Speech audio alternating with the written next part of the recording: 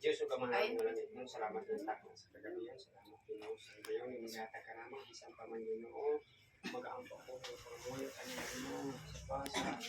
Sa panglawas ni Lian Ginoo nga nag-celebrate sa iyang adlaw na tawhan Ginoo. Salamat Ginoo nga ikaw.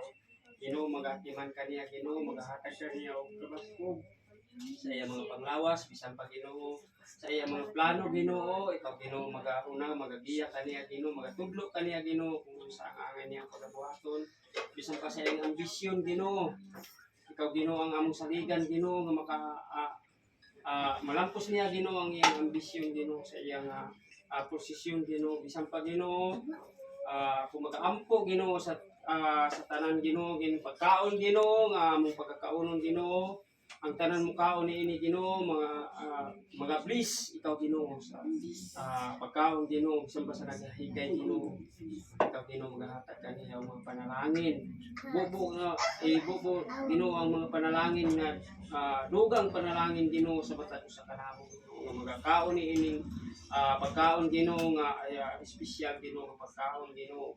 Bisan pa Ginoo sa imong pulong Ginoo nga among nadungog.